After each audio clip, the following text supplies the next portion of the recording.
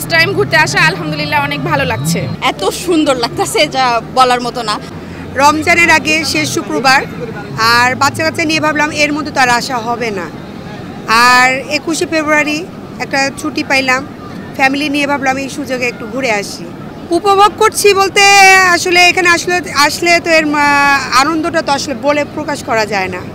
প্রথমে আমরা গেছি বান্দরবন, ওখান থেকে কাল রাতে আমরা কক্সবাজার আসছি, আজকে বিচে আসলাম, কাল রাতেও আসছি। এত সুন্দর লাগতেছে যা বলার মতো না।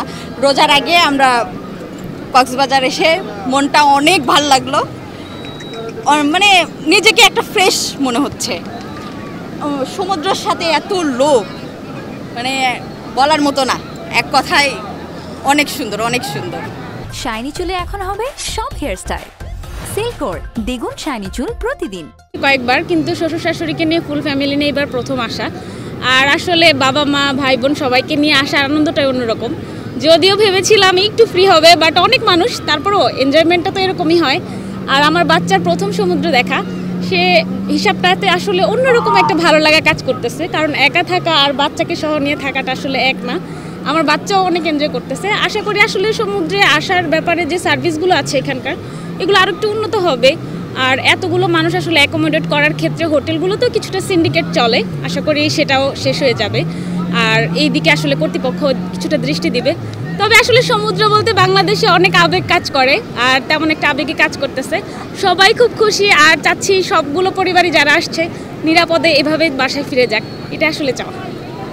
ফার্স্ট টাইম ঘুরতে আসা, আলহামদুলিল্লাহ অনেক ভালো লাগছে।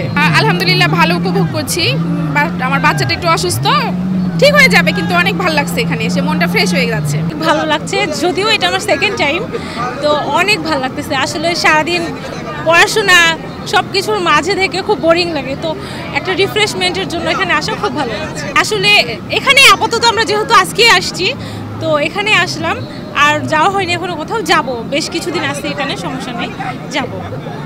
দৃষ্টি যে এত সুন্দর, এখানে না আসলে বুঝতেই পারতাম না। তো এখানে এসে অনেক ভালো লাগছে, মনটা অনেক ভরে গেছে এগুলো দেখে। তো আমার অনেক ভালো লাগছে, আমি মানে ভাবতেও পারিনি যে আমার এখানে এসে এতটা ভালো লাগবে।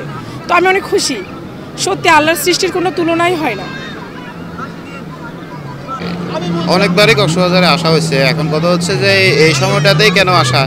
আসলে আমাদের ব্যস্ততা যে জীবনটা, ওই জীবনটাতে একটু হলেও তো খুশির আমাদের দরকার। ওই কারণে আমরা এই যে বিশাল সমুদ্র, সেটাই দেখতে বারবার এই সময়টাতেই আসি।